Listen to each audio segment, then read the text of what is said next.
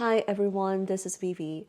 Today is Monday and also the MLK day. I'm so happy I have one extra day off because my fibromyalgia is killing me. But the upside is I got the perfect excuse of doing nothing but sitting in my chair and read. Since it's MLK Day, I'm gonna do a vlog about some books I personally think are great for MLK Day read. Some books I have already finished, and some I plan to start reading, and also some books I just came to know in the past 2 days, which are recommended by the book talk friends. All right, here we go.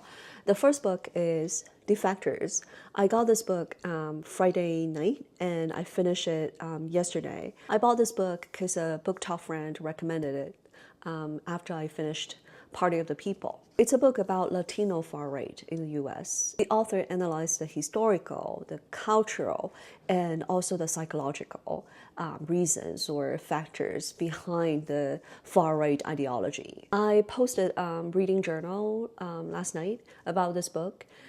And I think my biggest takeaway, like putting aside all the history, the culture, the politics stance things, my biggest takeaway from reading this book goes back to the neuroscience, the brain science I truly believe in, which is it's always easier to create an enemy versus unite everyone.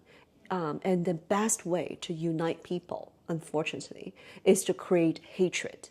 So yeah, I think it's an important read, although it doesn't necessarily tell me anything new. To me, this book just reinforced how flawed we are as human beings. It doesn't matter if you are Latino, Asian, white, African American. We're just flawed.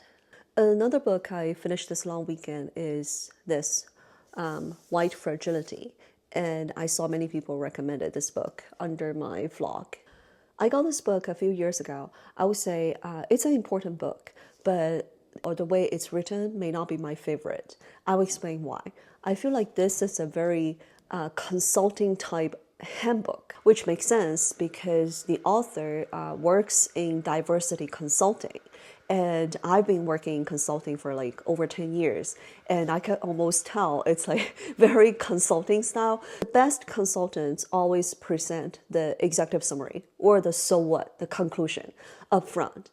And then you support your executive summary, the key conclusion, by major arguments, like arguments, bullet points, 1, 2, 3. And you want to be very concise. Don't flood the presentation with all the details, facts, stories. And then at the end, you want to tell the audience's action items. So if you're looking for a handbook, and looking for do's and don'ts, action items in terms of how to address racism, this is a perfect book for you. But when it comes to reading, I personally, again, this is me personally, it doesn't mean like this is not a good book.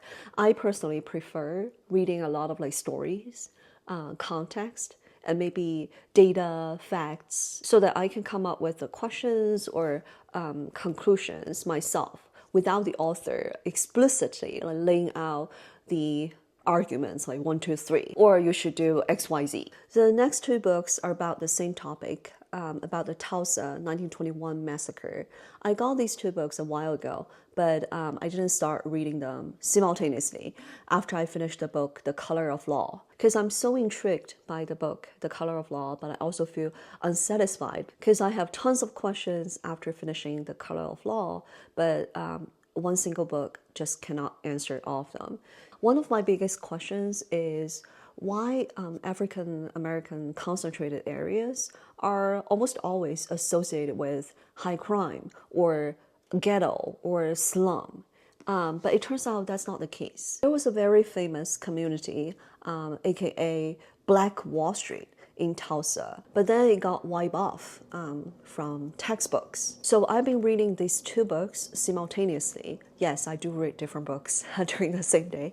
And this book, The Burning, it's about the details, the Tulsa massacre details. Now, the groundbreaking, this book, it touched on like what happened those 2 or 3 days very lightly, and this book is more about what happened afterwards. So you can almost pair these two up. And the next book, Sundown Towns, I just got this book this morning. This book was recommended by one of the book top friends, and thank you so much for leaving a comment and let me know of this book. I didn't even know there's such a thing.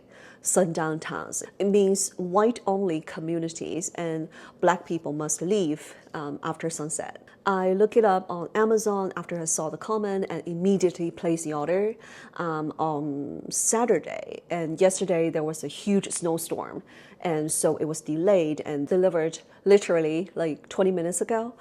So thank you so much. I can't wait to start reading this today. The other two books mentioned by many of the followers are from the same author, Isabel Wilkerson, and especially this one, Cast.